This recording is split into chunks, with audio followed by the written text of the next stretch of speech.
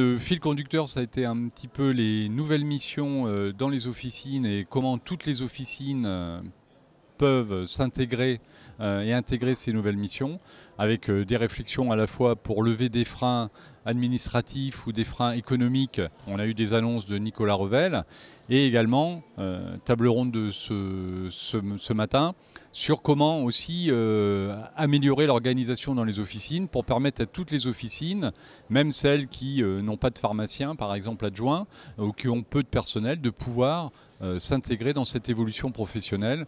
Donc je retiens qu'il y a des pistes qui sont ouvertes, il y a du travail à faire assez rapidement pour justement n'exclure personne et pouvoir intégrer un maximum de pharmacies.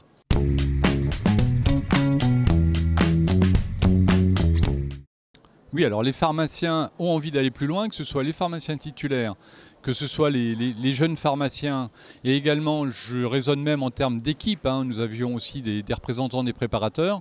L'équipe en général de l'officine a envie d'intégrer vraiment pleinement la mission auprès des patients qui nous sont confiés de plus en plus, et c'est tant mieux.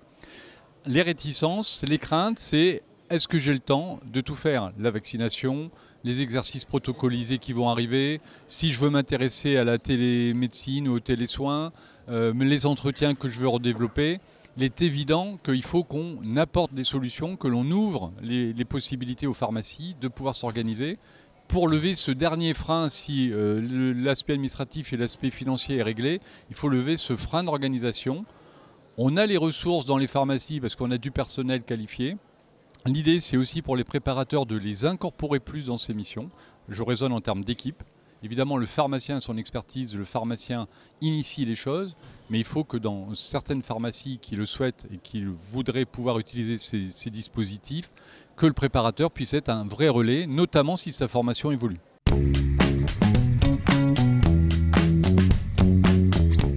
Le pharmacien 2022 ou 2030, pour moi, c'est encore plus professionnel de santé.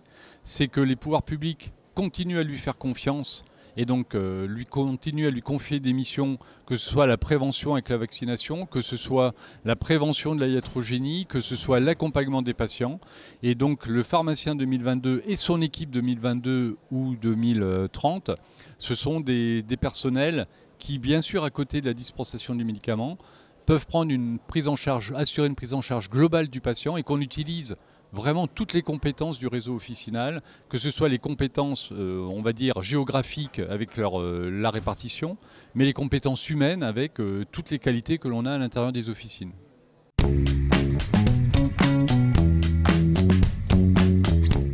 Quand on parle délégation de tâches, nous y sommes ouverts au niveau de la fédération. Ça veut dire évidemment de la qualité pour que des procédures puissent être tout à fait bien identifiées. Et la formation est importante. On a parlé de la formation continue. On parle également de formation initiale modifiée pour les préparateurs. Une grande partie de ces formations peuvent se faire aussi par voie dématérialisée, par la formation ouverte à distance, par des visioconférences. Et dans la formation initiale des préparateurs, l'idée c'est de travailler avec les facultés et que des enseignements de ces facultés puissent se faire également par voie dématérialisée pour éviter que les gens aient à se déplacer. Et donc il faut que la formation vienne pour après on puisse aller vers la délégation de tâches.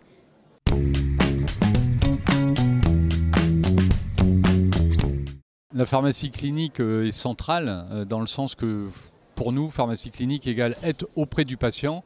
Et quoi de mieux que la pharmacie d'officine pour être auprès du patient? Nous envoyons au niveau national 3 millions par jour à peu près. Et chaque pharmacien ne passe pas une journée sans voir des patients. Pareil pour chaque préparateur. Et donc la pharmacie clinique, maîtriser les approches des pathologies. Mais la pharmacie clinique, ce n'est pas que la maîtrise des pathologies, c'est aussi la maîtrise de l'humain, de l'approche du patient, de l'écoute, de l'empathie. Et ça, il faut aussi qu'on néglige pas ces aspects-là dans notre formation.